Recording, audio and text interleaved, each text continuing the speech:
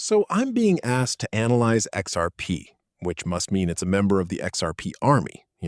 And here I am, I'm going to do that for you. I'd be happy to because I don't hate XRP. No, I mean, do I trade it? Yes, I did trade it for 5 consecutive weeks, so that's actually a pretty good streak, as we say in French.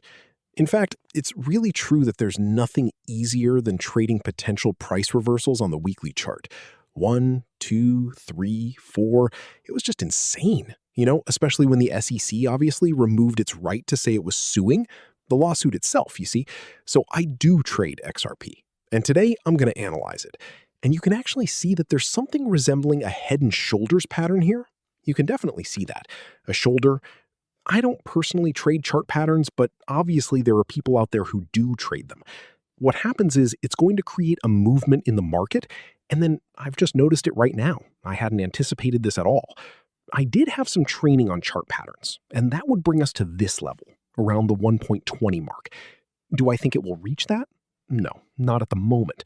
But on the other hand, we did manage to reach $60,000, $69,000.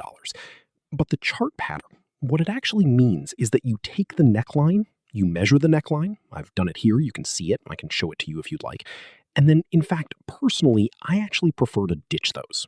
The double tops, supports, resistances. And what I'm seeing here, around 1.80, it's certainly possible in the coming days. This weekend?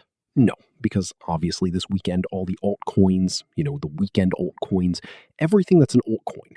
And then during the week, obviously there are movements, perhaps some manipulation, whatever. But normally on the weekends, things go up. And then during the week, they go down.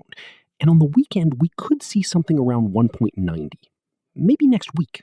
This candle here, this represents another week. And we've already come back to fill the gap that's right here. You see, the fair value gap that's located there. We came back into the zone around 1. Look, the RSI, the stochastic RSI, is descending, which is signaling to me that the indicator is not in a trending phase. And then here too, the RSI, suddenly, and the momentum is dropping. And then people are leaving, you understand?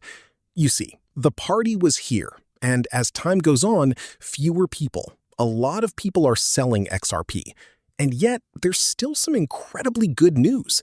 There's an ETF coming out in Brazil for XRP.